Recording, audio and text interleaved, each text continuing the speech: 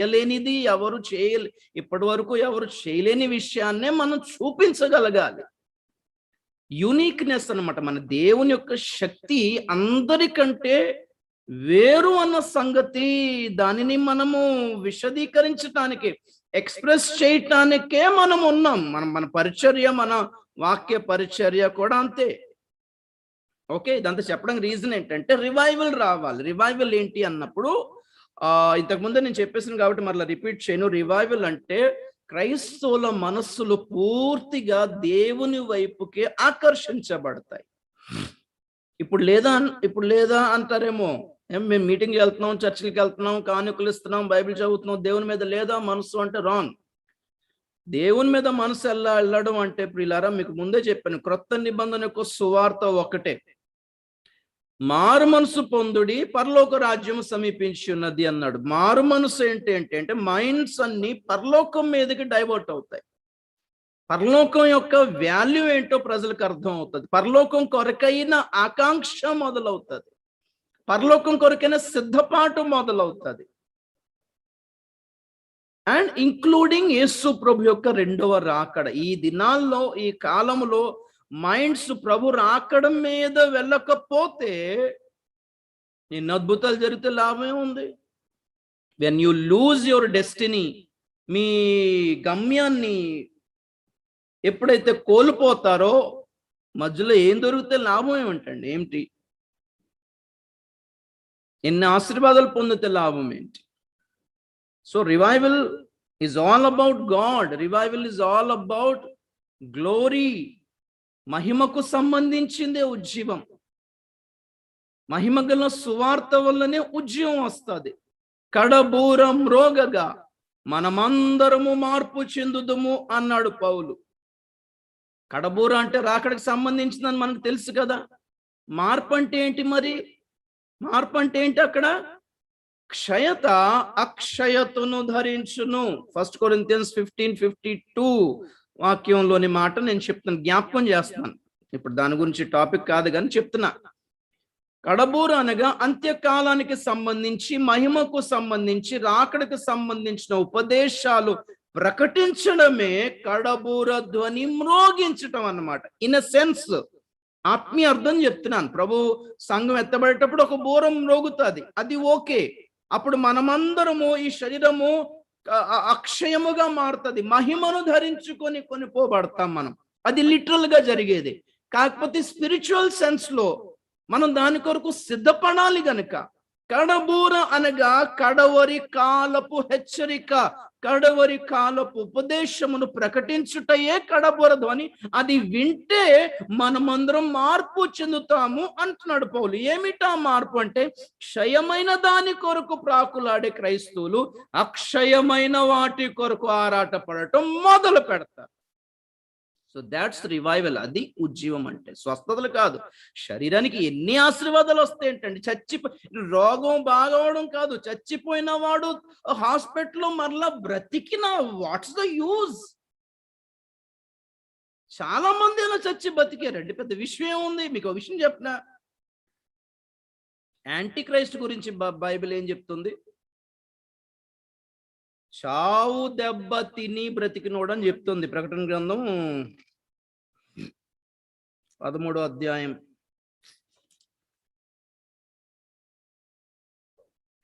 3వ వచనం, 13:3 రెవల్యూషన్. దాని తలలలో ఒకదానికి చావు దెబ్బ తగిలినట్టుండెను. అయితే ఆ చావు దెబ్బ మానిపోయిన గనుక భూజనులందరూ మృగము వెంట వెళ్ళుచు ఆశ్చర్యపడుచుండిరి. యాంటీ క్రైస్ట్ ని ప్రజలందరూ, భూమి మీద ఉన్న ప్రజలందరూ నమ్ముకోవడానికి రీజన్ ఏంటి? అతను కూడా ఒక అద్భుతమే చూపిస్తాడు. హీ విల్ కమ్ మిరాక్యులస్లీ అన్నమాట. తన జీవితంలో ఏదో ఒక అద్భుతం చూపిస్తేనే ప్రజలందరూ ఆశ్చర్యపోయి అతని దగ్గరికి వెళ్తారని రాయబడి ఉంది. సో వాడు ఇంచుమించు ఒక సెన్స్ ఏంటంటే, వాడు చచ్చి బతికి ఉంటాడు అని అర్థం. వాడు చచ్చిపోయి హాస్పిటల్లో ఒక 24 hours తర్వాత అనుకుందామో, లేకపోతే ఐసీలో లేకపోతే మోర్గులో, మార్చురీలో ఒక డెడ్ బాడీ ఒక 3 days 2 days లేచి వస్తాడేమో, చెప్పలేం కదా. కరోనా గురించి నా న్యూస్‌లో మీకు ఉంటది యూట్యూబ్‌లో. డెడ్ బాడీస్ దగ్గర మార్చురీలో వర్క్ చేసే అతని దగ్గర మాట్లాడుతూ అన్నారన్నమాట. ఒక డెడ్ బాడీ తీసుకెళ్ళడానికి వాళ్ళ పేరెంట్స్ కూడా రావట్లేదు, బంధువులు రావట్లేదు. మీరెలా చేస్తున్నారు అని అడిగితే, మేమే అన్ని అంతిమ సంస్కారాలన్నీ చేస్తున్నామండి అది చెప్తూ మీడియా వాడు విలేకరి అడిగాడన్నమాట. సడెన్‌గా ఎవరన్నా బ్రతికిన సంభవాలు లేతే బతుకున్న వాళ్ళు ఇక్కడ రావడం గాని ఇలాంటివి జరిగిందా అంటే చెప్తాడు అతను. చాలా మంది కొన ఊపిరితో కూడా వచ్చారు. అది కాకుండా చాలా మంది డెడ్ అని ఖాయం చేసిన తర్వాత ఇక్కడ ఉన్న వాళ్ళ కోసం మేము చితిని ఏర్పాటు చేయడానికి చేస్తుండగా వాళ్ళు లేచి కూర్చున్న సందర్భాలు కూడా ఉన్నాయి.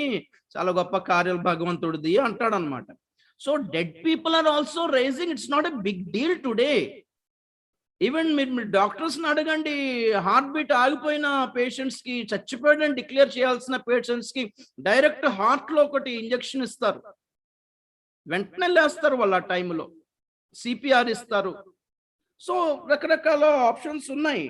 So this is not miracle. ఈ రోజుల్లో మిరకల్ అంటే ఒకటే ప్రియులారా. అ సిన్నర్ చేంజింగ్ ఇంటూ సెయింట్. అ సిన్నర్ టర్నింగ్ ఇంటూ సెయింట్ అన్నమాట. ఒక పాపి పరిశుద్ధుడిగా మారడమే ఆశ్చర్యం.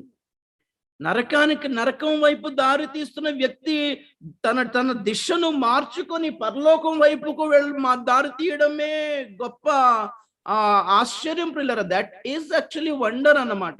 తప్పిపోయిన కుమారుడు గురించి తండ్రి ఏమంటాడు లాస్ట్‌లో? ఈ కుమారుడు తప్పిపోయి దొరికెను, చచ్చిపోయి బ్రతికెను అంటాడు. Praise the Lord. చచ్చిపోయి బ్రతకడం అంటే ఏంటి? తప్పిపోయి దొరకడమే ప్రియులారా. దారి తప్పిపోయిన వాళ్ళు దారిలో పడ్డమే దేవుడి దృష్టిలో ఏంటంటే చచ్చి బతికడని అర్థం. ఎందుకంటే పాపములో చచ్చిన వారం మనం.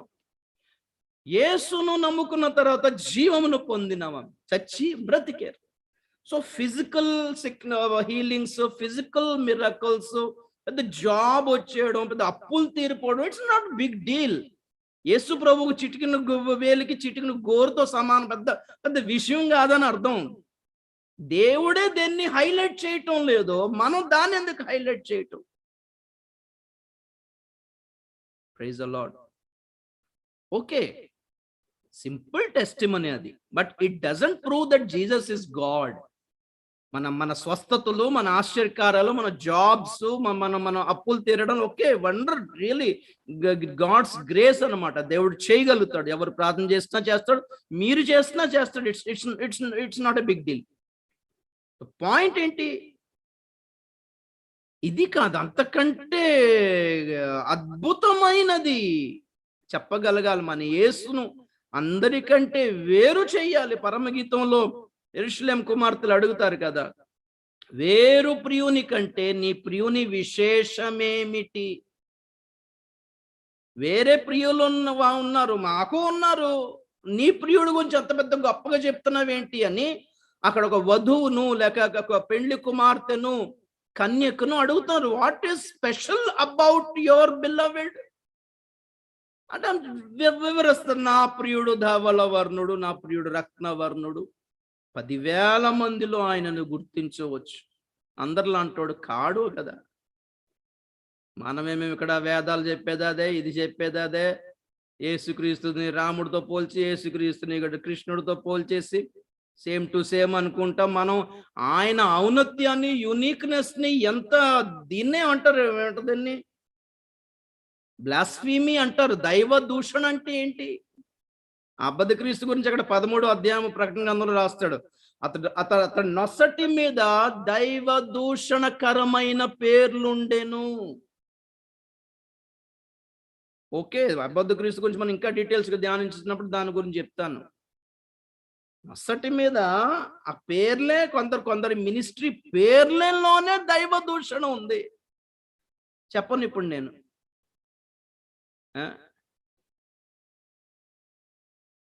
కొందరి జీవితాలు, ఫర్ ఎగ్జాంపుల్ ఒక అమ్మాయి పేరు ప్రతిమ అనుకుందాం. ఈ ప్రతిమ అంటే ఏంటి? విగ్రహం కదా.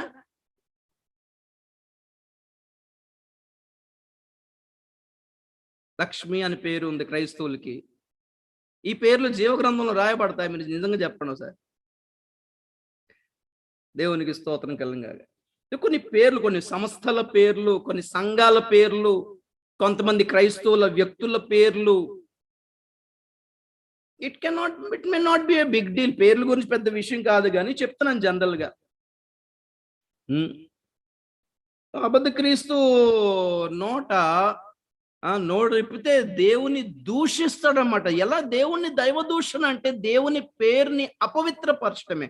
మనకు యేసు ప్రభు నేర్పించిన ప్రార్థనలో ఒక పాయింట్ కదా, పరలోకమందున్న మా తండ్రి నీ నామము పరిశుద్ధపరచబడును గాక. ఎందుకు మనకి ఈ పరలోక ప్రార్థనలో 7 అంశాలు ఉన్నాయి. పరలోక ప్రార్థన చేయమని ప్రభు చెప్పలేదు, చేసినంత మాత్రం పెద్ద నష్టమేం లేదు. కానీ యాక్చువల్లీ రాత్రంతా ప్రార్థన చేశాడంటే యేసు ప్రభు. తెల్లవారి శిష్యులు వచ్చి అడుగుతారు, ప్రభు మాకు కూడా ప్రార్థన చేయడం నేర్పమంటే ఈ 7 అంశాలు ప్రభు చెప్తాడు. అంశాలు అవి 7 మాటల్లో ప్రేయర్ చేయడం కాదు. ఆ ప్రేయర్ మనకు 1 మినిట్ కూడా పట్టదండి. జనగణమన అన్న 52 సెకండ్స్ పడుతుందట. ఈ ప్రార్థన 1 మినిట్, 6 నిమిషం 30 సెకండ్లు కూడా పట్టదు. అంతే ప్రార్థన చేసేసుకున్నాను అంటే అవుతుందా? క్యాథలిక్స్ వాళ్ళు జపమాల చేసినట్టుగా 7 పాయింట్స్ అవి. యాక్చువల్లీ 7 ప్రేయర్ రిక్వెస్ట్లు ప్రభు ఇచ్చాడు. సో అందులో రెండోది ఏంటంటే నీ నామము పరిశుద్ధపరచబడేలాగా మనము జీవించున్నట్లుగా మనం తీర్మానం చేసుకోవాలి. ఆ ప్రేయర్లో దేవుని నామము అపవిత్రం చేయడం అంటే ఏంటి అసలు? సంఘాన్ని సీతతో పోల్చిన వాళ్ళు ఉన్నారు, క్రైస్తవుని ఆంజనేయుడితో పోల్చిన వాళ్ళు ఉన్నారు, బైబిల్ని వేదాలతో పోల్చేసిన వాళ్ళు ఉన్నారు, పిల్లల పుస్తకాల్లో ప్రభుని మహాత్మా గాంధీతో పోల్చిన వాళ్ళు ఉన్నారు. సేమ్ టు సేమ్ మహాపురుషులు వీళ్ళు అని. అరే ఏదో స్కూల్ బుక్ లో ఉంటది, గౌతమ్ బుద్ధుడు, మహాత్మా గాంధీ, యేసుక్రీస్తు, దే వర్ గ్రేట్ పీపుల్ అని.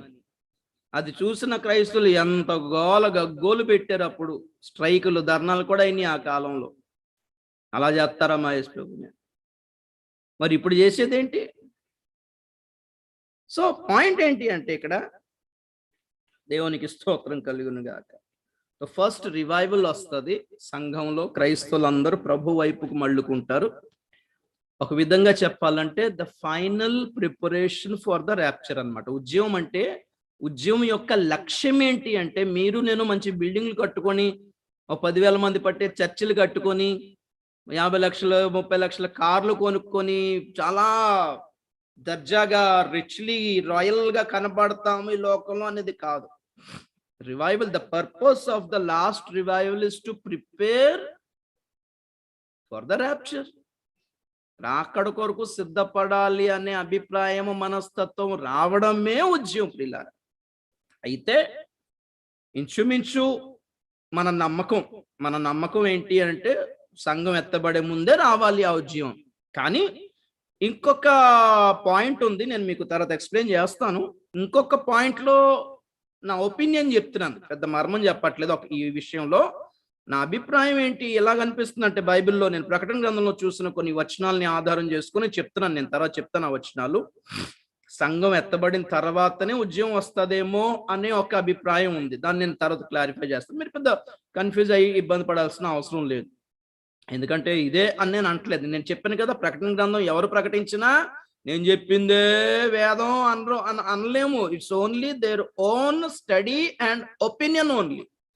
నేను చదివిన, నేను అధ్యయనం చేసిన, నాకు పరిశుద్ధాత్మ దేవుడు నాకు చూపించిన దానిని మీ ముందు నేను పెడుతున్నాను అంతే. ప్రకటన గ్రంథం మట్టుకు చెప్తున్నా, మిగతాదంతా వేరే విషయం. అలాగే ఎవరు ప్రకటన గ్రంథం గురించి ప్రకటించినా వాళ్ళ కోణం, వాళ్ళ అభిప్రాయం, their opinion, their study and their point of view మాత్రమే.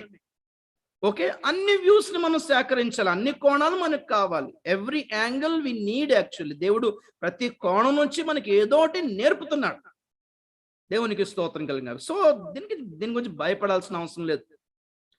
కనుక starting the sequence of future events ఎలాగుంటుంది అని అంటే, భవిష్యత్తు సంభవాల క్రమం ఎలాగుంటుందంటే, ముందు ఉద్యమము, తర్వాత సంఘం ఎత్తబడుతుంది. ఉద్యమం ఎలాగొస్తుందో నేను అవన్నీ కూడా వీడియోస్ పెట్టి ఇంచుమించు 5 పార్ట్స్ పెట్టాను, వాట్ ఈస్ రివైవల్ అని. అవి పెట్టడం జరిగింది. తర్వాత మనం మళ్ళీ బ్రేక్ ఇచ్చుకున్నాం కదా, ఒక 2 నెలలు.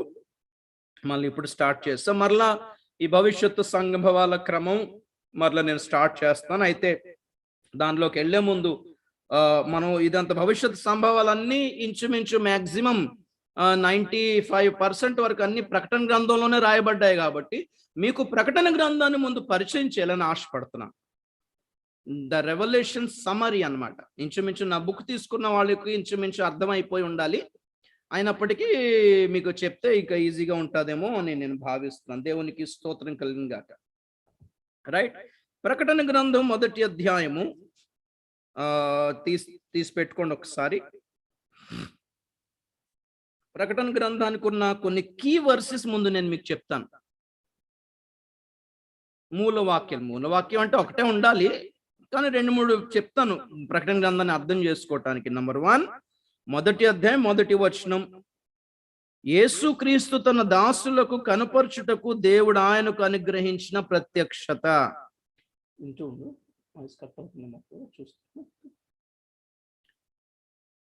దీని ఇంగ్లీష్ లో the revolution of Jesus Christ అని రాశాడు. ద స్టార్టింగ్ పాయింటే ఇది. ప్రకటన గ్రంథం యొక్క సమ్మరీ, సారాంశము, crux, core and the main theme of the revolution is Jesus himself. ఆయనను ప్రత్యక్షపరచాలి. ఓకే, ఆ పాయింట్ చూడండి, చదువుతున్నాను, గమనించండి.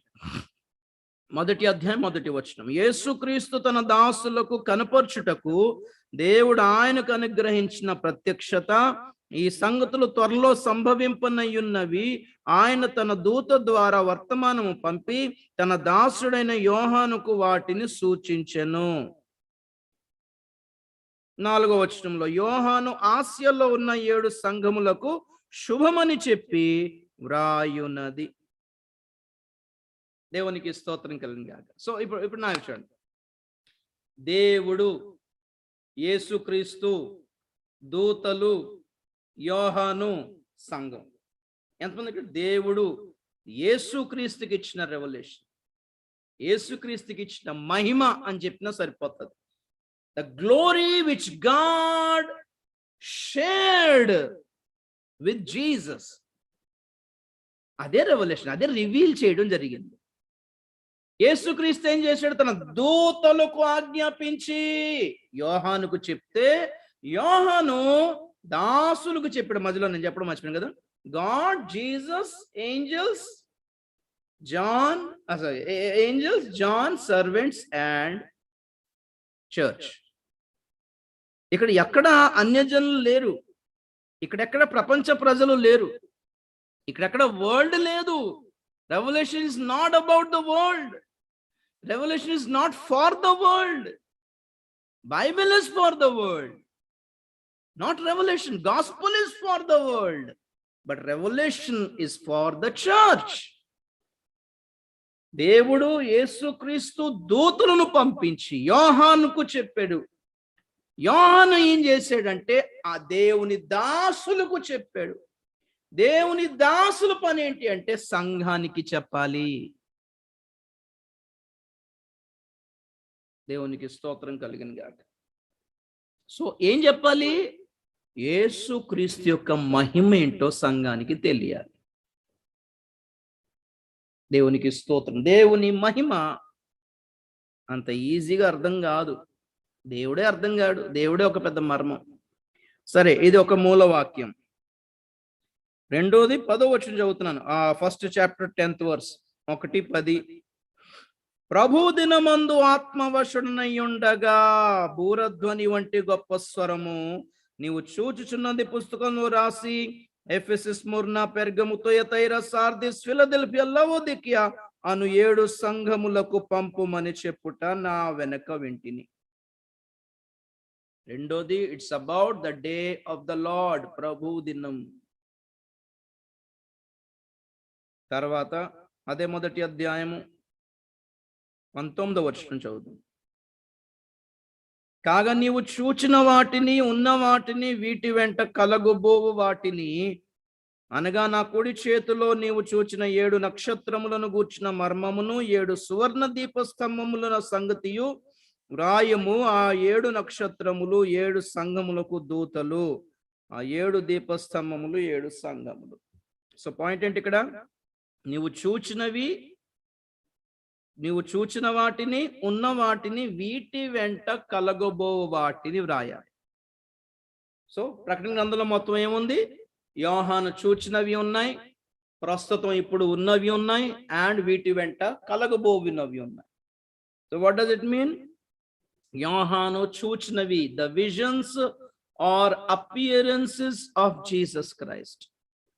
ఉన్నవి ఇప్పుడు ప్రపంచంలో పరిస్థితులు, అంత్యకాలములో ప్రపంచ పరిస్థితులు, అంత్యకాలములో భూమి మీద ఉన్న సంఘము, అండ్ ఇప్పుడు పరలోకం ఎలా ఉంది. ఓకే, ఇప్పుడు పరలోకం ఎలాగుంది, ఇప్పుడు భూమి ఎలాగుంది, ఇప్పుడు సంఘం ఎలాగుంది. ఇవి ఉన్నవి, ప్రెజెంట్ అన్నమాట. ఓకే, వీటి వెంట కలుగబోవున్నవి గమనించాలి. దేవునికి స్తోత్రం కలుగుగాక. ప్రకటన గ్రంథం 1వ అధ్యాయంలో 13వ వచనం నుండి 16వ వచనం వరకు యేసు క్రీస్తు యొక్క మహిమ స్వరూపాన్ని యోహాన్ చూశాడు. The glorious appearance of Jesus Christ. నా బుక్ లో వీటి గురించిన వర్ణన చాలా లాంగ్ ఇచ్చాను. ప్రకటన గ్రంథంలో యేసు క్రీస్తుని యోహాను 7 రూపాల్లో చూస్తాడు. 7 అపియరెన్సెస్ అన్నమాట. ఓకే, ఈ 7 రూపాల్లోని మర్మమే నా బుక్ లో మొత్తం రాశాను. ఇంచుమించు ఆ 7 రూపాలు మీరు చదువుకుంటే ఇంచుమించు ప్రకటన గ్రంథం కవర్ అయిపోయినట్టే. మాక్సిమం 75% కవర్ అయిపోయినట్టే. 75, ఇంకో 25% అంటే ఘట సర్పము, ఆ క్రూర మృగము, ఆ 2వ మృగము, ఆ ముద్రలు, బూరలు, పాత్రలు, ఇవన్నీ రాస్తే 100 అయిపోయింది. నేను అవి రాయలేదు. ప్రకటన గ్రంథం యొక్క సారాంశము, ప్రకటన గ్రంథం యొక్క మెయిన్ విషయం యేసుక్రీస్తే గనక అది రాస్తాను. కాబట్టి నేను యాక్చువల్లీ ఐఎమ్ సాటిస్ఫైడ్ అన్నమాట. ఓకే, సో ఉన్నవి ఏంటి అంటే యేసుక్రీస్తు యొక్క యోహాను చూచినవి, యేసుక్రీస్తు యొక్క మహిమ దర్శనం చూస్తాడు. 7 రూపాలు చూస్తాడు. అది యోహాను చూచినవి. అంటే ఇంకా చాలా చూసేడులేండి, వాటిని మెన్షన్ చేయట్లేదు ఇక్కడ. లక్ష్యము యేసుక్రీస్తు యొక్క ప్రత్యక్షత గనక ఇక ఈ ప్రకటన గ్రంథం యొక్క లక్ష్యము, the target, the aim is to reveal the glory of Jesus Christ గనక అది యోహాను చూశాడు. ద ఫస్ట్ పార్ట్ అయిపోయింది. 1వ అధ్యాయంలో దాన్ని మనం తీసుకోవచ్చు. యోహాను చూచినవేమో యేసుక్రీస్తు యొక్క మహిమగల ప్రత్యక్షత. రెండోది ఉన్న వాటిని, అంటే 2, 3 అధ్యాయాలు, 2, 3, 4, 5 అధ్యాయాలు కూడా ఉన్నవి అన్నమాట. ఏంటంటున్నాయి? 2, 3 అధ్యాయాల్లో మీరు చూడండి ఒకసారి. నోట్స్ తీసుకున్నారా? నోట్స్ తీసుకొని బుక్ ఆఫ్ రెవల్యూషన్ ప్రకటన గ్రంథ సారాంశము అని టైటిల్ పెట్టి 1వ అధ్యాయంలో ఏంటి, 2వ అధ్యాయంలో ఏంటి, మొత్తం 22 అధ్యాయాల వరకు మ్యాటర్ ఏంటి నేను చెప్తాను. జాగ్రత్త వినాలి. మీరు అది రాసుకోవడానికి ట్రై చేయండి. ఒకవేళ రాసుకోవడం లేట్ అవుతుందంటే వదిలేయండి, రికార్డ్ అవుతుంది కాబట్టి యూట్యూబ్లో మీరు తర్వాత చూసుకోవచ్చు. ఇంచుమించు నా బుక్ లో కూడా ఇదంతా ఇంట్రడక్షన్ ఉంటుంది, పర్వాలేదు. ఇంకేమైనా డౌట్ ఉంటే మీరు నాకు మెసేజ్ పెట్టొచ్చు, గ్రూప్ లో నేను ఆన్సర్ ఇస్తాను. సరే, 1వ అధ్యాయంలో యేసుక్రీస్తు యొక్క మహిమ రూపాన్ని చూశాడు యోహాను చూచిన వాటిని.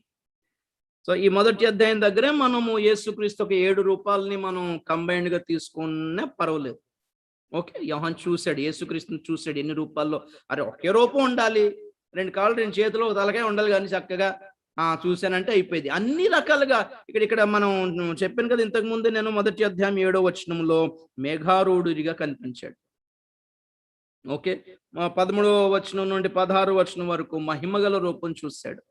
4వ అధ్యాయం 2, 3 వచనాల్లో సింహాసనాసనుడిగా చూశాడు. అది సింహాసనం మీద యెహోవా దేవుడు కదా అనే డౌట్ కూడా చాలా మందికి ఉండొచ్చు. నా బుక్ లో అది క్లారిటీ ఇచ్చాను నేను. దేవునికి స్తోత్రం కలిగిన గాక. తండ్రి అయిన దేవుడు ఎక్కడ ఉన్నాడు అనే డౌట్ వస్తుంది కొంతమందికి.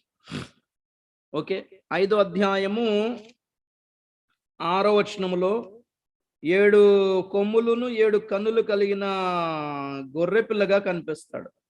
5వ అధ్యాయము 5, 6 వచనాల్లో అరే యేసుక్రీస్తులా కనబడాలి.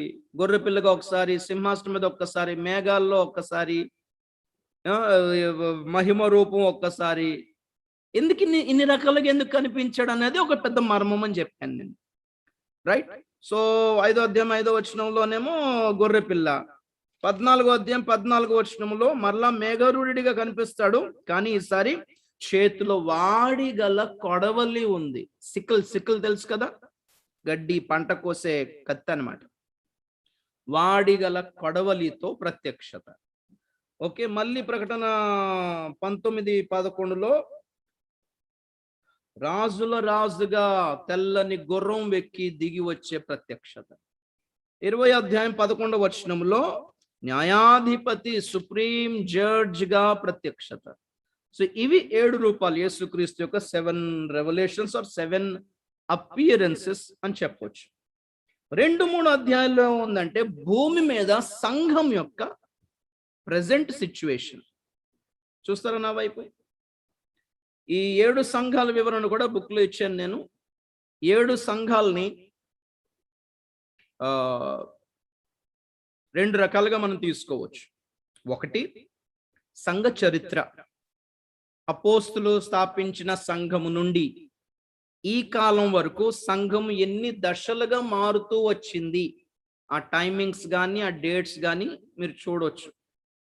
ఎఫెసీ సంఘము స్టార్టింగ్ 1st సెంచురీ సంఘం, స్మర్నా సంఘం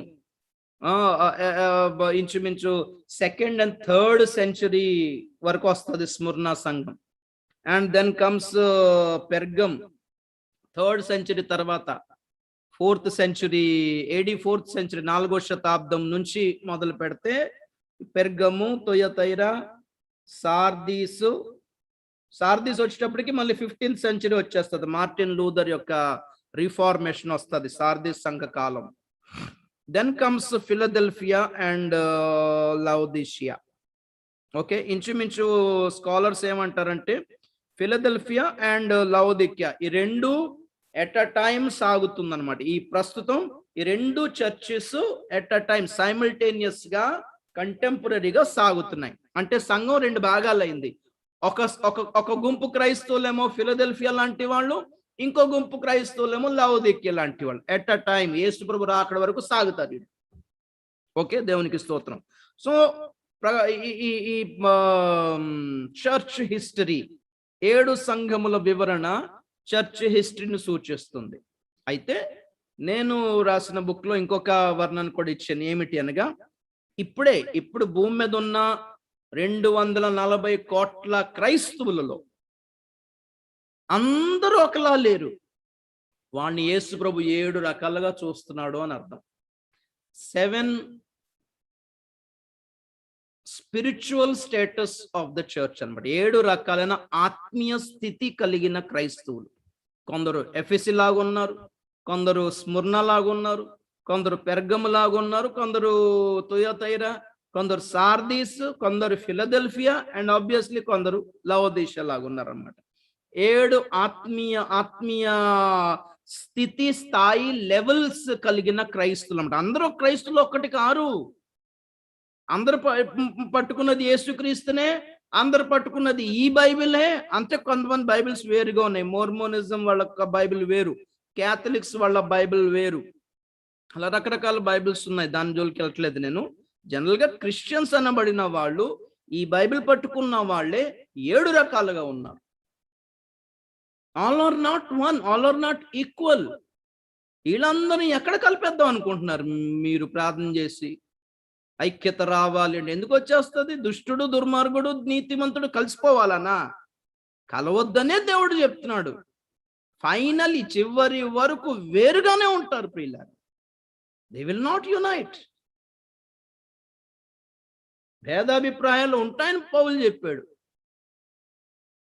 వాళ్ళు మనలోకి వస్తే అది వేరే సంగతి. కానీ కాంప్రమైజు, సేవకుల ఐక్యత వచ్చేయాలి, సంఘాల ఐక్యత వచ్చేయాలి. బైబిల్ కాన్సెప్ట్ అది కాదు. ఆ ఐక్యత వేరు. బాడీ ఆఫ్ క్రైస్ట్ ఎత్తబడే సంఘంలో ఒక ఐక్యత రావాలి, కానీ ఉన్న వాళ్ళందరూ ఐక్యతలోకి రాలేరు ప్రియులారా. It is highly impossible. అపోస్తల కాలం నుండి కూడా లేదు అది.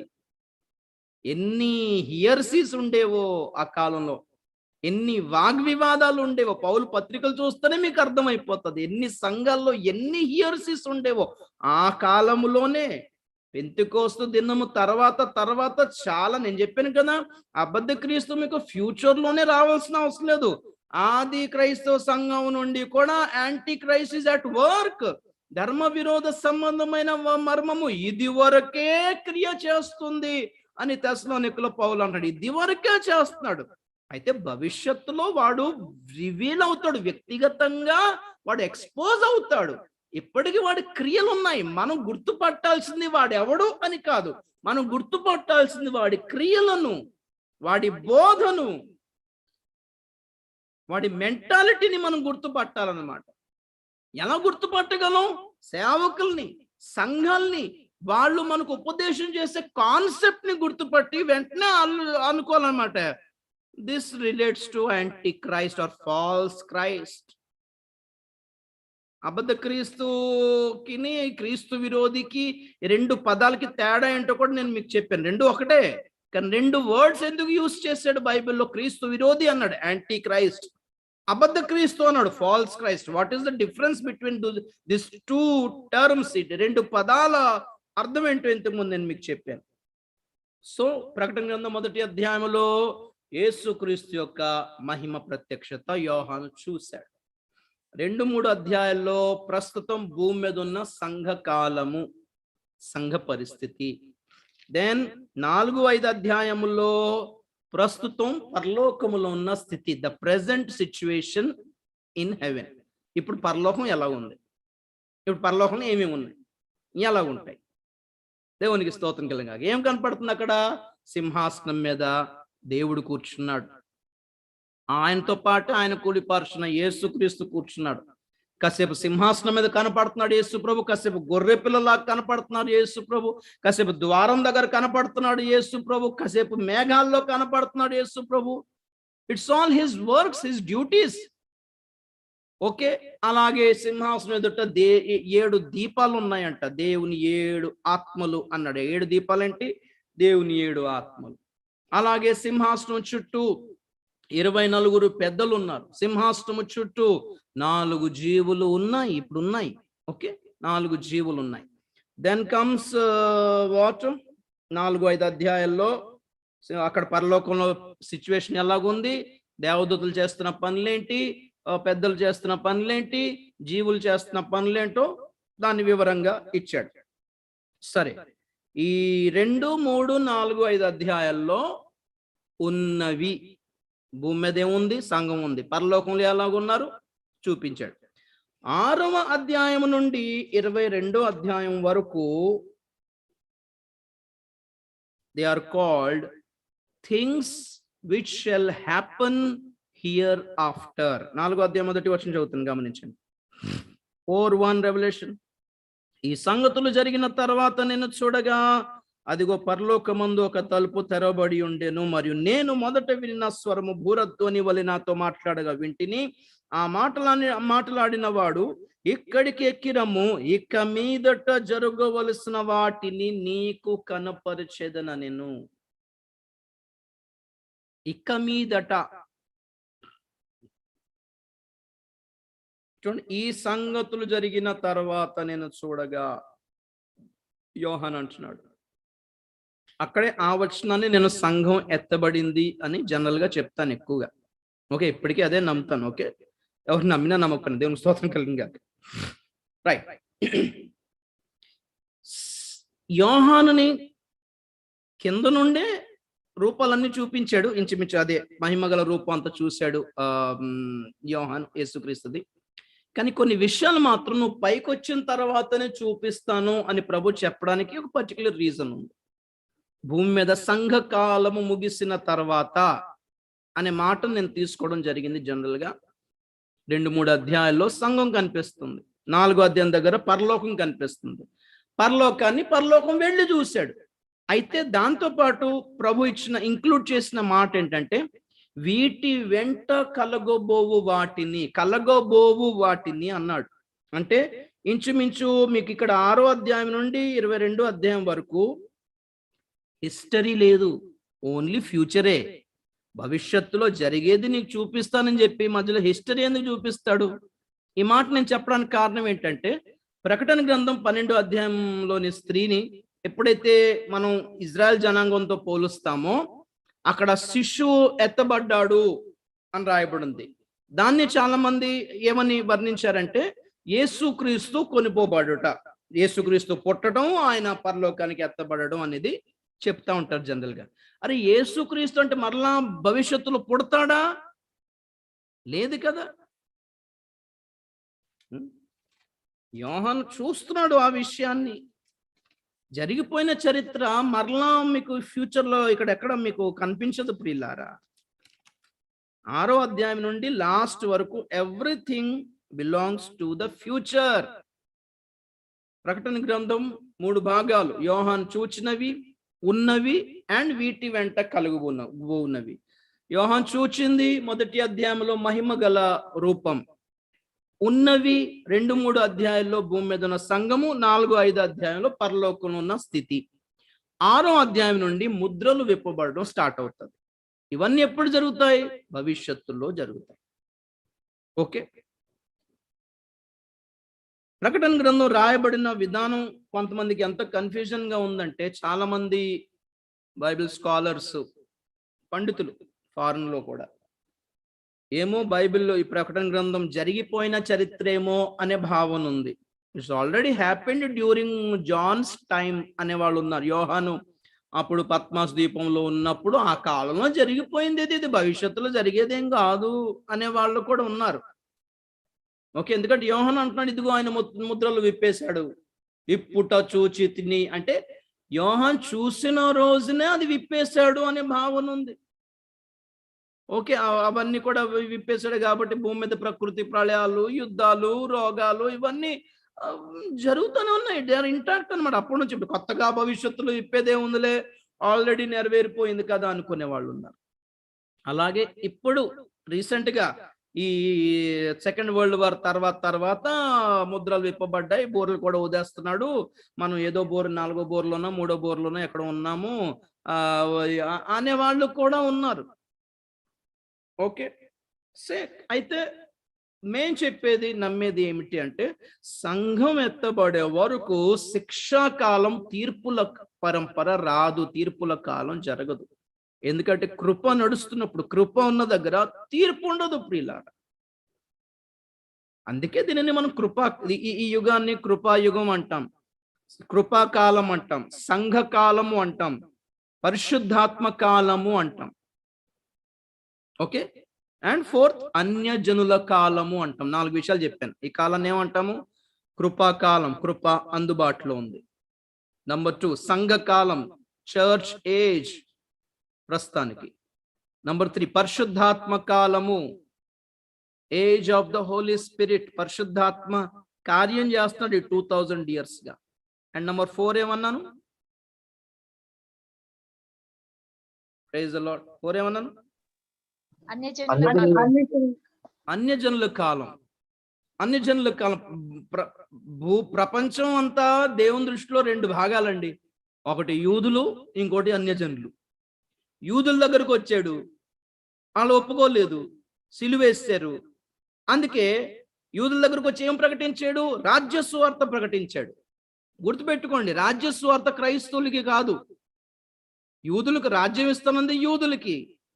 యెరూషలేములో దావీదు సింహాసనం మీద ఒక రాజును కూర్చోబెడతానన్నది యూదులకి, మనకు కాదు, అన్యజనులకి కాదు. మనం అన్యజనులు, వీఆర్ జెంటైల్స్. ఓకే, రాజ్య సువార్త ప్రకటించాడు యేసుక్రీస్తు వచ్చి. లిటరల్ గా ఆలోచిస్తే పరలోక రాజ్యం, దేవుని రాజ్యం సువార్త చేసింది మత్తయి సువార్తలో.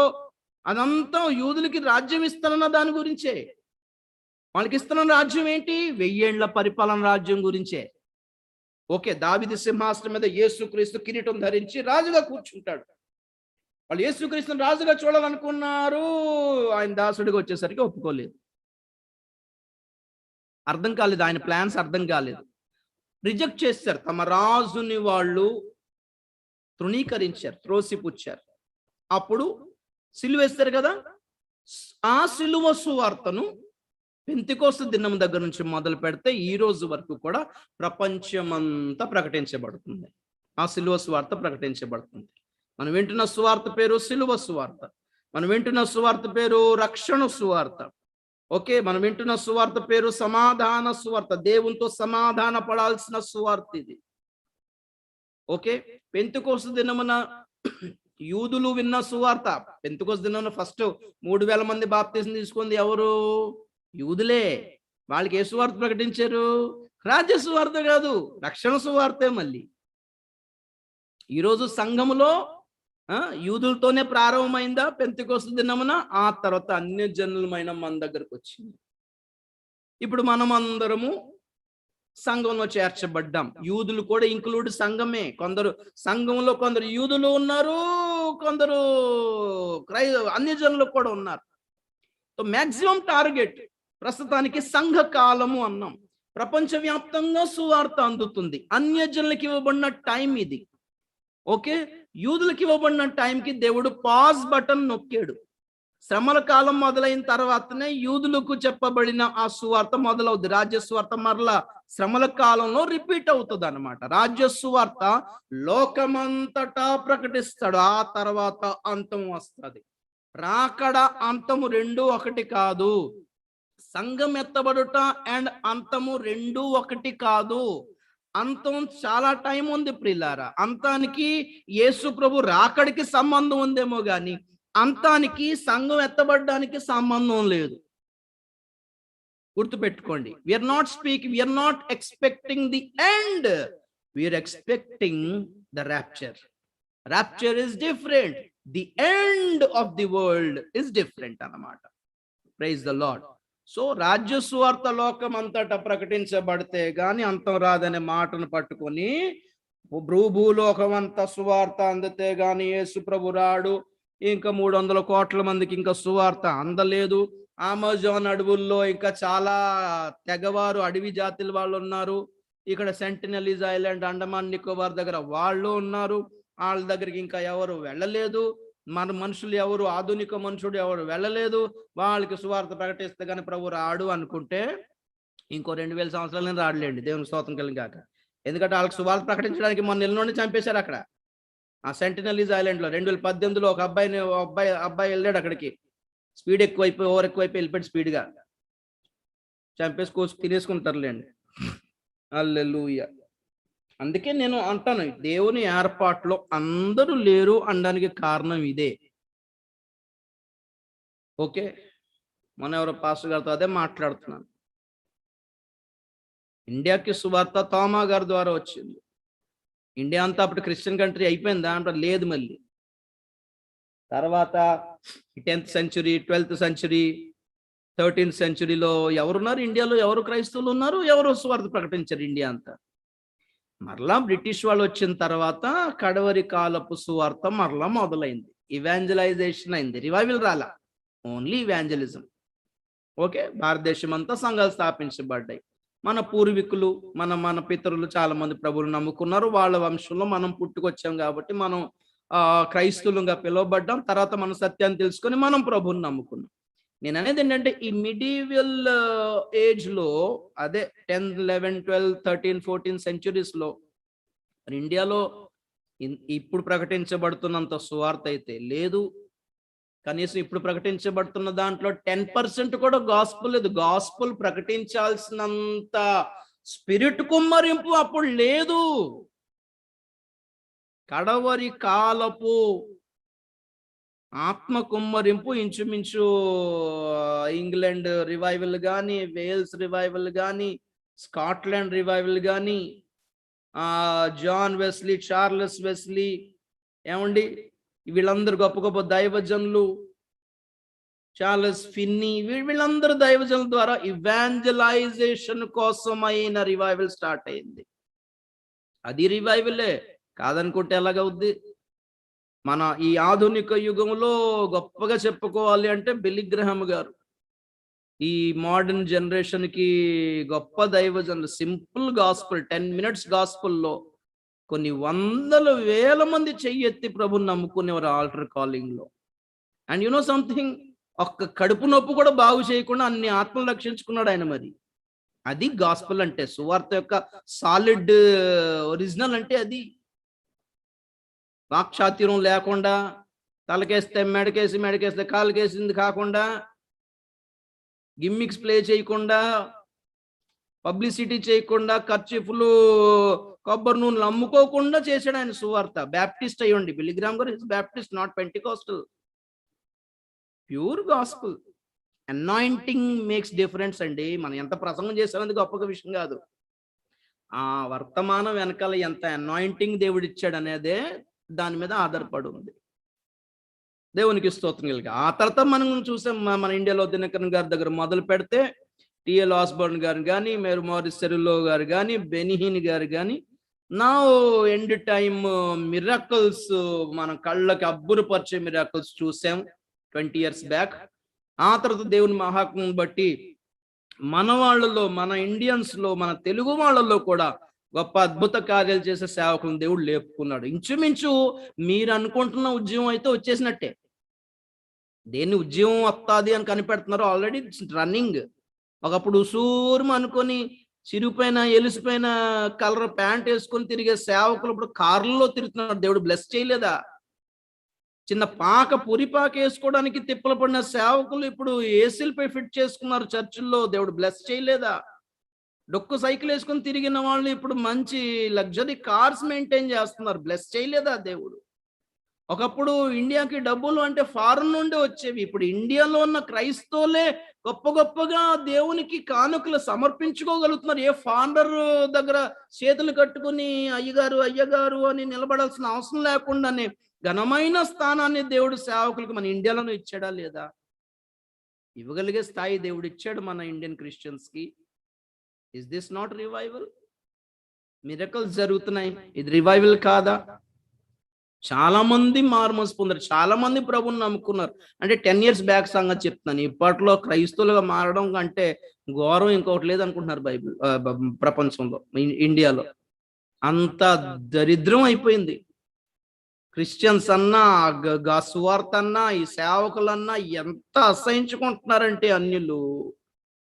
దేవుడా, అందుకే అంటాను, సాలిడ్ ఒరిజినల్ ఫౌండేషన్ లేని సేవకులు బాగా నోటెడ్ అయిపోయి ఇలా పాడు చేస్తారు దేవుని నామాన్ని. లేకపోతే 20 years బ్యాక్ మన సేవకులు చేసిన సేవే ఒరిజినల్. అసలు చాలా జెన్యున్ ఆత్మలు సంపాదించుకుని ఈ జనరేషన్ వరకు తీసుకొచ్చారు.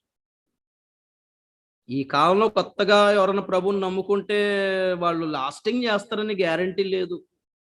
ఎందుకంటే అద్భుతాలు చూసి పెరుగుతున్న వాళ్ళు ఎప్పుడైతే అద్భుతాలు జరగదో, ఎప్పుడు కష్టాలు వస్తాయో, చంపేయడానికి ముందుకు వచ్చేస్తారో, ఆస్తులు పోతాయో, ఉద్యోగాలు పోతాయో, వాళ్ళు ప్రభు కోసం నిలబడతారని తెలిసి నో గ్యారంటీ.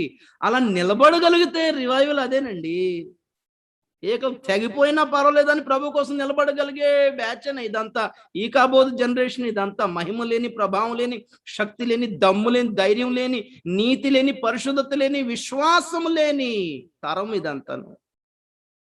యేసు ప్రభుని వాడుకొని వదిలేస్తే తరం ఇదంతా. ఎక్కడ అద్భుతాలు జరిగితే అక్కడికి వెళ్ళిపోయే సేవకులను వదిలేసి వెళ్ళిపోయే రకం విశ్వాసం నమ్ముకొని ఉద్యమం ఎలా రప్పిస్తాను అనుకుంటున్నారు? సో దేవునికి స్తోత్రం కలుగును గాక. 4-5 అధ్యాయాల్లో ప్రకటన గ్రంథంలో పరలోకంలో స్థితి తర్వాత ప్రస్తుతానికి ఈ పొజిషన్లో ఉన్నాం మనం. ఫ్యూచర్లో జరగబోదేంటి? 6వ అధ్యాయం దగ్గరికి వద్దాం. 6వ అధ్యాయంలో యేసుక్రీస్తు ముద్రలు విప్పాడు. ముద్రింపబడిన గ్రంథం గురించి 5వ అధ్యాయంలో రాస్తున్నాడు. అది ముద్రలన్నీ వేయబడ్డ 7 ముద్రలు వేయబడిన గ్రంథం. అసలు ఆ బుక్ ఏంటి, ముద్రలు ఎందుకు వేయబడ్డాయి, అందులో రాసిందంతా ముద్రలు కాదు, ముద్ర విప్పిన తర్వాత లోపల ఏదో మ్యాటర్ ఉంది. ఓకే, ఆ లోపల ఉన్న మ్యాటర్ గురించి నేను బుక్ లో రాశాను. నేను ముద్రింపబడిన గ్రంథం అది సీల్ చేసాడు, క్లోజ్ చేసి పైన లాక్ చేశాడు, సీల్ చేశాడు, లాక్ చేశాడు. 7 లాక్స్ అనమాట. సీల్స్ అంటే ఏంటి, ముద్రలు అంటే ఏంటి, 7 తాళాలు అనమాట అవి. అది ఆ 7 తాళాలు విప్పితే గానీ బుక్ తెరవడానికి అవదు. ఆ బుక్ తెరిస్తే గానీ లోపల ఉంది చదవడానికి అవదు. ఆ చదివితే కానీ పని జరగదు అనమాట. ఆ బుక్ తెరవడానికే 7 తాళాలు తీయాల్సి వస్తుంది అనమాట. ఆ మొత్తం కలిపితే ప్రకటన గ్రంథం అయిపోద్ది. ఆ బుక్ తెరిచేసరికి ప్రకటన గ్రంథం అయిపోయిందని అర్థం. దేవునికి స్తోత్రం కలిగింది గాక. సో 6వ అధ్యాయంలో మీకు 6 ముద్రలు కనిపిస్తాయి. ఒక్కొక్క లాక్ తీయగానే నాకు చూస్తారా? దేవునికి స్తోత్రం చెప్పండి గట్టిగా ఒకసారి. ఒక రకంగా చెప్పాలంటే తీర్పుల గ్రంథం అది. తీర్పు అనే దానికి తెలుగులో ఒక మంచి వర్డ్ ఉంటుంది, న్యాయ తీర్పు అంటారు. అంటే దాంట్లో న్యాయము ఉంది, తీర్పు కూడా ఉంది. ఎప్పుడైతే కోర్టులో ఒక కేసు వెళ్తుందో ఖచ్చితంగా 2 వర్గాలు ఉంటాయి కదా. 2 వర్గాలు వాదించుకుంటారు కోర్టులో. నాది కరెక్ట్ అంటే నాది కరెక్ట్ అని. వాడికి శిక్ష వేయండి సార్ అంటే వాడికి శిక్ష వేయండి. అప్పుడు మధ్యలో లాయర్ నిలబడి వాదిస్తాడు. ఫైనల్గా తేలేదేంటి? ఫైనల్గా వచ్చేదాన్ని న్యాయ తీర్పు అంటారు. అంటే ఒక వర్గానికి న్యాయం జరుగుతుంది, ఇంకో వర్గానికి తీర్పు వస్తుంది. ఓకే, అందుకే one person will get justice and other person will get judgment అన్నమాట. ఓకే, ఆ వర్డిక్ట్ పాస్ చేసినప్పుడు ఒకరిది దోషి, ఒకరిది నిర్దోషి అని, ఒకడు దోషి అని తేలుస్తారు. అలాగా న్యాయ తీర్పులో 2 ఉన్నాయి. ఒక గుంపుకి న్యాయం జరుగుతుంది, ఒక గుంపుకి తీర్పు వస్తుంది అనమాట. ఖచ్చితంగా ఒక గుంపుకి న్యాయం జరగాలంటే ఇంకో గుంపుకి తీర్పు శిక్ష రాక తప్పదు. న్యాయ తీర్పు అంటే అదే. సో ఈ గ్రంథం ఎప్పుడైతే ఒక్కొక్క ముద్ర విప్పుతున్నాడో ఒక గుంపుకి న్యాయం జరుగుతుంది, ఇంకో గుంపుకి తీర్పు వచ్చేస్తుంది.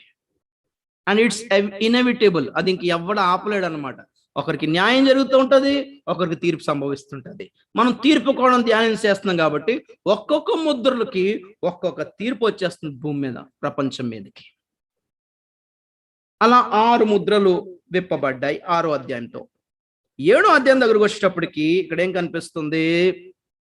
2 గ్రూప్స్ కనిపిస్తున్నాయి. ఎవరు వీళ్ళు? శ్రమల కాలంలో దేవుడు సేవ్ చేసుకోవాలి అనుకునే 2 గుంపులు. ఒకటి ముద్రింపబడిన 1,44,000 మంది యూదులు. చూస్తారా నా వైపు? గమనించండి. యూదులు ఎంతమంది ఉన్నారు? ఇంచుమించు 8 కోట్లు ఉన్నారేమో. 80 మిలియన్ అంటారు. 80 మిలియన్ అంటే 8 కోట్లేనా? ఐ డోంట్ అండర్స్టాండ్, ఇమాజిన్ చేయలేను. ఒక 8 నుంచి 10 కోట్ల మంది ఉండొచ్చు జ్యూస్. కానీ ఇక్కడ ప్రకటన గ్రంథం 7వ అధ్యాయంలో ఏం రాస్తాడంటే ప్రతి గోత్రములో నుండి 12,000 మంది. లో నుండి అంటాడు. లో నుండి అందరూ ఎందుకు కాదు? అరే యూదులు ఆయన బిడ్డలే కదా, నిబంధన చేసుకున్నాడు కదా, అబ్రహాంతో నిబంధన చేసుకున్నాడు కదా, అందరిని కాపాడుకోవచ్చు కదా అంటే లేదు మళ్ళీ. అందుకే ఒక్కొక్క గోత్రం నుండి 12,000, ఒక్కొక్క గోత్రం నుండి 12,000, అలాగా 12 గోత్రాల యొక్క 12 వేసుకుంటే 12 × 12 = 1,44,000.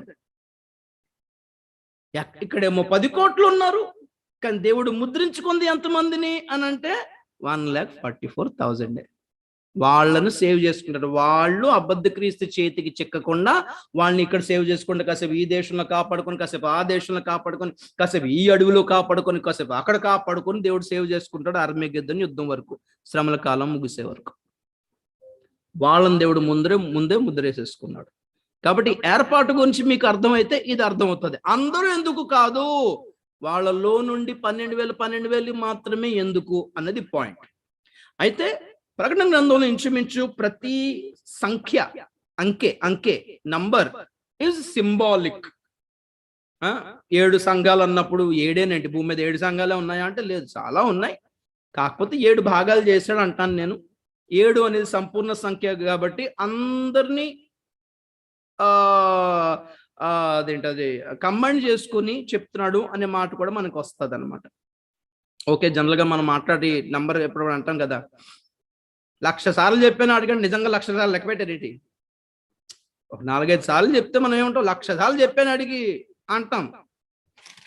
కాబట్టి అలాగా ఒక సింబాలికల్ గా ఒక అంకె మనం మాట్లాడుకోవడం. 100 ఏళ్ళు బతుకున్నాయన అంటే 100 దాటితే చచ్చిపోవాలా? లేదు కదా, జనరల్ గా 100 ఏళ్ళు అంటాం. అలాగా ఒక అంకెను మనం ఎలాగైతే వాడుకలో తీసుకుంటామో అలాగే తీసుకుని ఉండొచ్చేమో అనే భావన ఉంది. So numbers in revolution are symbolical. ఈ నంబర్ సింబాలికల్ అన్నప్పుడు ఈ ఒక్కొక్క గోత్రం నుంచి 12,000 మంది 12,000 మంది అన్నప్పుడు నిజంగా 12,000 ఎక్కువైనా కావచ్చా అని ఒక డౌట్ ఉంది. నష్టం ఏం లేదు, ఎక్కువైనా కావచ్చు తక్కువైనా కావచ్చు, ప్రాబ్లం కాదు. 1,44,000 మంది యూదులను ముద్రించుకున్నాడు అంటే ఖచ్చితంగా 1,44,000 అయినా 45 అయితే రాంగా తప్ప అనే మాట వచ్చింది అనుకోండి, తప్పు కాదు. ఆ అంకె యొక్క నిజమైన అర్థం ఏంటో మనకి తర్వాత దేవుడు తెలియపరుస్తాడు, లేకపోతే లేదు. పెద్ద ఇష్యూ కాదని అర్థం. ఎక్కువ కావచ్చు తక్కువ కావచ్చు, it's not the issue. But ఒకటి అర్థం అవుతుంది, దేవుడు సెలెక్ట్ చేసుకున్న వాళ్ళని, దేవుడు ఏర్పాటు చేసుకున్న వాళ్ళని ఆయన ముద్రించుకుంటారని అర్థం అయిపోయింది. 7వ అధ్యాయం 9 దగ్గరకు వచ్చేటప్పటికి రెండో గ్రూప్ కనపడుతుంది. ఇక్కడ కూడా చూడండి, ఓ పని చేద్దాం మనం.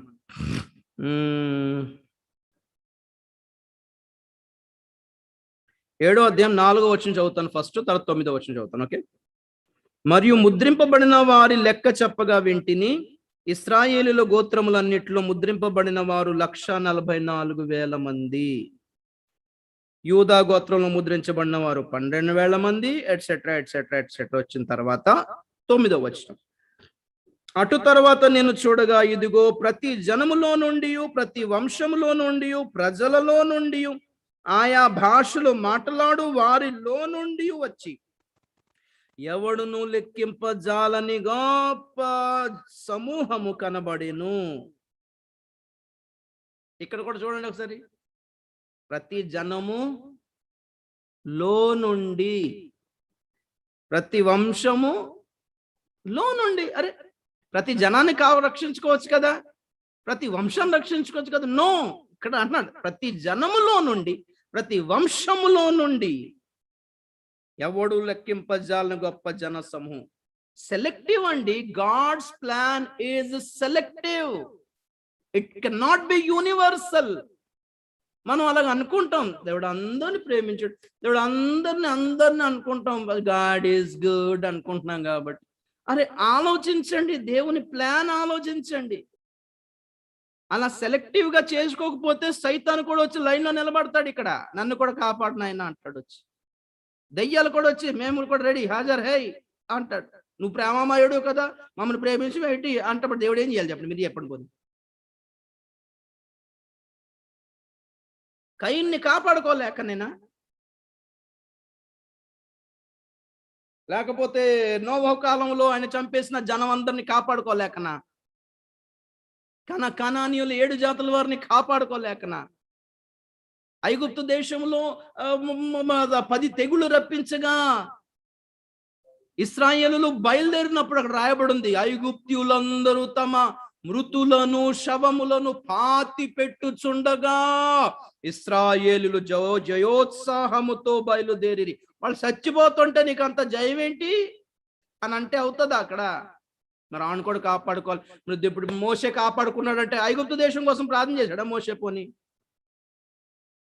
మోషే ఇశ్రాయేల్ కోసం ప్రార్థన చేశాడా విడుదల పొందాలని? ఐగుప్తు దేశం అంతటి కోసం ప్రార్థన చేశాడా? ఎస్తేర్ అయినా యూదుల కోసం ప్రార్థన చేసిందా, పర్షియా దేశం అంతటి కోసం ప్రార్థన చేసిందా? పోలికలు చెప్పేటప్పుడు కొంచెం ఆలోచించుకోవాలి మనం.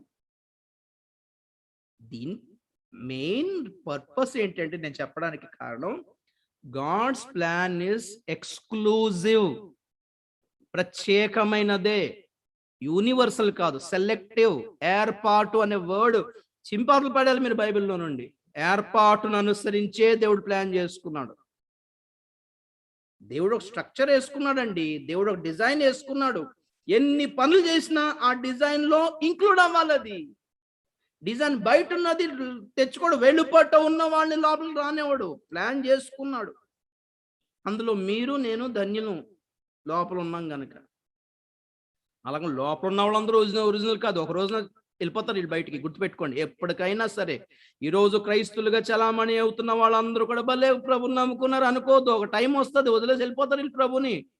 అదే మీకు అర్థం కావాలంటే యేసు ప్రభు టీంనే చూసుకోండి. 12 శిష్యుల్లో యూదా ఎవరు?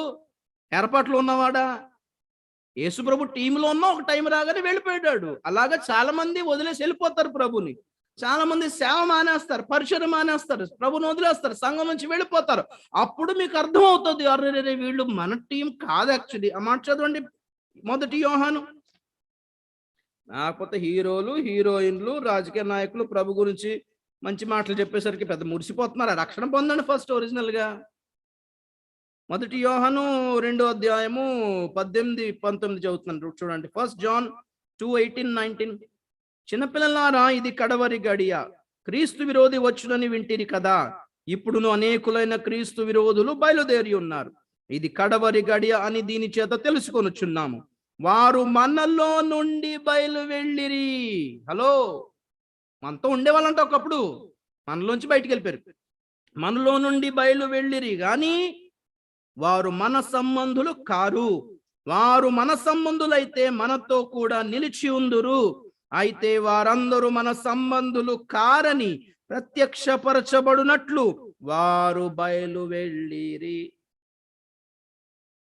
క్రైస్తువుల చలామణి అయిపోతున్న వాళ్ళు, సేవకులుగా చలామణి అయిపోతున్న వారు, ప్రసంగాలు చేసేస్తున్న వాళ్ళు, టీవీలో యూట్యూబ్లో కనిపించినంత మాత్రాన వీళ్ళందరూ దేవునిలో ఉన్నారు అనుకుంటే అలాగా ఒక రోజు వస్తుంది వాళ్ళందరూ. ఇప్పటికే చాలా మంది సైడ్ ట్రాక్ అయిపోయారు, ఇంకా చాలా మంది సైడ్ ట్రాక్ అయిపోతారు. వాళ్ళ ఉపదేశాలను చూసుకోండి మీరు. సైడ్ ట్రాక్ అయిపోయి సైడ్ ట్రాక్ ప్రసంగాలు ఎక్కువ జరుగుతుంటాయి. గమనించండి మీరు. దేని కొరకు కన్విన్స్ చేయడానికి ప్రయత్నం? దేవునితో సమాధాన పరచడానికి కాదు, లోకముతో రాజీ పరచడానికి ఈ ప్రయత్నం చేసేవన్నీ కూడా అబద్ధ క్రీస్తు నడిపింపే. ఓకే, సో 7వ అధ్యాయంలో మనం ఏం చూసాము అంటే సెలెక్టివ్. ఆయా జనముల్లో నుండి, ఆయా వంశముల్లో నుండి దేవుడు జనాన్ని ఎన్నుకున్నాడు. దేవునికి స్తోత్రం కలిగాక. సరే, ఇంకా డీటెయిల్స్ నేను చాలా చెప్తాను. ఈ 7వ అధ్యాయంలో 2 గుంపులు అని చెప్పాను. ఒకటి ముద్రింపబడిన యూదులు, శ్రమల కాలంలో దేవుడు సెలెక్ట్ చేసుకున్న యూదులు. అలాగే ఈ ఎవడును లెక్కింపజాలని గొప్ప జన సమూహము, వీళ్ళు కూడా విడువబడిన క్రైస్తవులలో నుండి సెలెక్ట్ చేయబడిన వాళ్ళు. విడువబడిన క్రైస్తవుల నుండి ఒకవేళ దేవుని చిత్తమైతే శ్రమల కాలంలో ఎవరైనా కొందరు క్రొత్తగా యేసు ప్రభుని నమ్ముకోగలిగితే శ్రమల కాలంలో ఈ విడువబడిన క్రైస్తవులలో వాళ్ళు ప్రకటించే సువార్త వలన, ఏమో గ్యారెంటీ లేదు, మేబీ అంటున్నాను, ఒకవేళ కావచ్చేమో అంటున్నాను, వాళ్ళందరినీ కలుపుకుంటే యేసు క్రీస్తు కొరకు చంపబడడానికి, పీకలు తెగ్గొట్టుకోవడానికి సిద్ధపడిన గొప్ప జన సమూహం ఇది. 14వ వచనం చూడండి. వీళ్ళు ఎవరు అని పెద్దలలో ఒకడు అడగగా, పెద్దలేనా? దేవునికి స్తోత్రం కలిగాక. పెద్దల్లో ఒకడు, తెల్లని వస్త్రం ధరించుకున్న వారు వీరు ఎక్కడి నుంచి వచ్చారని 13వ వచనంలో యోహాన్ని అడిగితే, యోహాన్ అంటున్నాడు 14వ వచనంలో, అందుకు నేను, అయ్యా నీకే తెలియననగా అతడు ఇలాగు నాతో చెప్పాను, వీరు మహాశ్రమల నుండి వచ్చిన వారు గొర్రెపిల్ల రక్తములో తమ వస్త్రములను ఉదుగుకొని వాటిని తెలుపు చేసుకొనిరి. మీరు ఒక మాట గుర్తుపెట్టుకోవాలి, వీళ్ళు వధువు సంఘం కాదు. వధువు ముందే వెళ్ళిపోయింది, ఈ శ్రమలన్నీ స్టార్ట్ అవ్వక ముందే. వీళ్ళు హతసాక్షులు. రాకడలో సంఘం ఎత్తబడేటప్పుడు 2 గుంపులు ఉంటాయి. మృతులైన వాళ్ళు లేపబడతారు, సజీవులు కొనిపోబడతారు. కానీ వీళ్ళు మాత్రం కేవలం మృతులే, ప్రభు కొరకు చంపబడిన వాళ్ళు. 20వ అధ్యాయం చూడండి, ప్రకటన గ్రంథం 24:20 రెవల్యూషన్. అంతట సింహాసనములను చూచి తిని వాటి మీద ఆసునులయుండు వారికి విమర్శ చేయుటకు అధికారం ఇయ్యబడెను. మరియు క్రూర మృగమునకైనను దాని ప్రతిమకైనను నమస్కారము చేయక తమ నొసళ్ళ యందు గాని చేతుల యందు గాని దాని ముద్ర వేయించు కొనని వారిని యేసు విషయమై తామిచ్చిన సాక్ష్యం నిమిత్తము, దేవుని వాక్యము నిమిత్తము శిరశ్ఛేదనము చేయబడిన ఆత్మలను చూచి తిని వారు బ్రతికిన వారై 1000 సంవత్సరములు క్రీస్తుతో కూడా రాజ్యం చేసిరి. ఈ 7వ అధ్యాయంలోని జనమే వీళ్ళు, ప్రభు కొరకు శిరశ్ఛేదనము చేయబడిన ఆత్మలు. సంఘం ఎత్తబడే వాక్యమే ఇదే అయితే మరి సజీవులు కొనిపోబడట రాయలేదు ఇక్కడ. కేవలం చంపబడిన వాళ్ళే. ఇప్పుడు ప్రభు కొరకు అందరూ ఎంతమంది అయితే ఇప్పుడు క్రైస్తవులు చనిపోయారు, అందరూ శిరశ్ఛేదనం చేయబడిన వారా? కాదు కదా. శ్రమల కాలంలో చంపబడతారు. శ్రమల కాలంలో ఎవరైనా పరలోకం వెళ్ళాలనుకుంటే వన్ అండ్ ఓన్లీ ఆప్షన్ యేసు కొరకు గట్టిగా నిలబడాలి. అబద్ధ క్రీస్తు పెట్టే తిండి, వాడిచ్చే బట్టలు, వాడిచ్చే సౌకర్యాలు కావాలి అనుకుంటే ముద్ర వేసుకోవాలి, వాడిచ్చే ముద్ర వేసుకోవాలి. అది వద్దు అనుకుంటే వాడు టార్చర్ పెట్టి పీకలు తగ్గొట్టేస్తాడు. ఇరాక్లో ఏం చేశారు? పీకలు తగ్గొట్టేస్తారు కదా. కొన్ని వందల వేల, నేను 2014లో ఇరాక్లో జరిగిన ఆ మసాకర్, ఆ ఊచకోతను చూసినప్పుడు ఈ వాక్యం చాలా ఆశ్చర్యం అనిపించింది. ఇంకేదో రాస్తే అయ్యేది కదా ప్రభు, డైరెక్ట్ గా శిరశ్ఛేదనం ఎందుకు రాశాడు? లిటరల్ గా జరిగింది కాబట్టి. పలు దేశాల మధ్య క్రైస్తవులు ఎలా చంపుతున్నారు? తలకాయలు తీసేస్తున్నారండి. ఇప్పుడు క్రైస్తవులు అలాగే చచ్చిపోతున్నారా? ప్రతి వాళ్ళు కూడా లేదు కదా. మా నార్మల్ గా కూడా చనిపోయిన వాళ్ళు ఉన్నారు. కానీ ఇక్కడ లేపబడింది ఎవరు? ముద్ర వేయించుకోకుండా శిరశ్ఛేదనం చేయబడిన వాళ్ళు లేచి వెంటనే ఎక్కడికి వెళ్ళారు? దేవునికి స్తోత్రం కలిగారు. వేయండి పరిపాలనకి వెళ్ళారు. మరి వధువు కాదు వీళ్ళు, పెళ్లి కుమార్తె కాదు. ఎందుకంటే పెద్దల్లో ఒకటి చెప్తున్నాడు, వీడు మహాశ్రమల నుండి వచ్చిన వాళ్ళు యోహాను. వధువు అయితే చెప్పకపోనా, వీళ్ళు సంఘము, ప్రభు సంఘము వీళ్ళు. దేవునికి స్తోత్రం కలిగాక. సో 7వ అధ్యాయంలో సెలెక్టివ్ యూదులు, సెలెక్టివ్ వీడబడిన క్రైస్తవులలో సెలెక్టివ్. 7వ అధ్యాయం. 8వ అధ్యాయం దగ్గరకు వచ్చేటప్పటికి 7వ ముద్ర విప్పితే 7 బూరలు పట్టుకున్న దేవదూతలు కనబడతారు. ఓకే, ఈ 8వ అధ్యాయంలో మనం 4 బూరలు వదలడం చూస్తాం. 4 బూరల తీర్పు వస్తుంది. 8th chapter. మళ్ళీ 9th చాప్టర్లో మిగిలిన 3 బూరలు వస్తుంది. ఓకే, ఈ 4 బూరలకి, ఇది 4వ బోరుకి 5వ బోరుకి మధ్యలో మొదటి మూడున్నర డివైడ్ అవుతుంది అని నేను అభిప్రాయపడుతున్నాను. మీకు ఎక్స్ప్లెయిన్ చేస్తాను తర్వాత. 9వ అధ్యాయంలో మిగిలిన 3 బూరలు, 9వ అధ్యాయంలో 2 బూరలే, 5వ బూర, 6వ బూర. 10వ అధ్యాయంలో చిన్న ఇంట్రడక్షన్ అవుతుంది. ఒక దేవదూత కనబడి యోహానికి ఒక పుస్తకం ఇస్తే ఆయన మరలా తింటాడు. దాన్ని తిన్న తర్వాత దూత అనౌన్స్ చేస్తుంది గట్టిగా, ఏంటంటే 7వ బూర ఊదిందంటే మొత్తం అయిపోతుంది, ఇంకా దేవుని మర్మం సమాప్తం అయిపోతుంది. కాబట్టి 7వ బూర, 7వ పాత్ర, యేసు ప్రభు రాకడ ఎట్ ఎ టైం జరుగుతాయి. నేను సంభవాల క్రమంలో మీకు లిస్ట్ ఇస్తాను. అందుకే అన్నాను, ప్రకటన గ్రంథం అంతా ఎలా లైన్ గా రాశాడో అలా లైన్ గా జరగదు. 11వ అధ్యాయం దగ్గరకు వచ్చేటప్పటికి ఏం కనిపిస్తుంది అంటే, 2 సాక్షులు వస్తారు యూదులకు హెచ్చరిక చేయటానికి, యూదులకు సువార్త చేయడానికి. 2 సాక్షులు అన్యజనుల కోసం రారు, 2 సాక్షులు క్రైస్తువుల కోసం రారు, 2 సాక్షులు సంఘం కోసం రారు, 2 సాక్షులు యూదుల కోసమే వస్తారు. అన్యజనుల కోసం సాక్ష్యం ఎవరు? మనం అనుకున్నాం కదా, అపోస్తల కార్యములు 5వ అధ్యాయం 32వ వచనంలో అన్యజనుల కొరకు సాక్ష్యం ఎవరు? అన్యజనుల కొరకు అన్నా లేకపోతే సంఘం కొరకు అన్న సాక్షులు ఎవరు? 5:32 యాక్ట్స్. మేమును దేవుడు తనకు విధేయులైన వారికి అనుగ్రహించిన పరిశుద్ధాత్మయు ఈ సంగతులకు సాక్షులమై ఉన్నాము. చాలా మంది అనుకున్నారు, సరే సంఘం క్రైస్తువుల కోసం 2 సాక్షులు వస్తారు. అరే అపోస్తులు, యేసు ప్రభు చెప్పింది నమ్మలేదు, అపోస్తులు చెప్పింది నమ్మలేదు, మేము చెప్పింది కూడా నమ్మలేదు, సాక్షులు చెప్తే నమ్ముతారా? యూదుల కొరకు సాక్షులు వస్తారు. ఎందుకంటే ఇప్పుడున్న ఎవరో ఒకళ్ళు యూదులు లేచి నిలబడితే చెప్తారు అనుకునేరు. ఇలా 2 సాక్షులు పరలోకం నుండే వస్తారు. మీకు ఆ క్లారిటీ ఇస్తాను. దేవునికి స్తోత్రం కలుగును గాక. సో 11వ అధ్యాయం వరకు ఒక సెగ్మెంట్ అయిపోయింది, గుర్తుపెట్టుకోండి. అక్కడతో మొదటి 3:30 అయిపోద్ది. మొదటి 3:30 11వ అధ్యాయం వరకు అయిపోద్ది అనమాట. 2 సాక్షులు వస్తారు, వాళ్ళు ప్రకటిస్తారు. అబద్ధ క్రీస్తు వాళ్ళని షూట్ చేసి చంపేస్తాడు. వాళ్ళు 3 రోజులు వాళ్ళ శవాలు రోడ్డు మీద ఉంటాయి. 3వ రోజున వాళ్ళు దిగ్గున లేచి అందరి కళ్ళెదుట పరలోకానికి ఆరోహణం అవుతారు.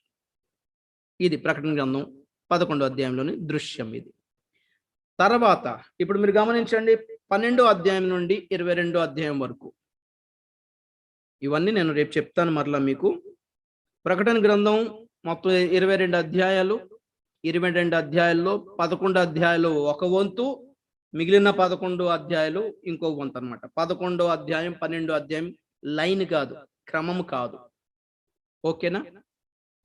6వ అధ్యాయం 6, 7, 8, 9, 10, 11 ఈ అధ్యాయాలన్నీ ఇండెక్స్ లాగా ఇచ్చాడు.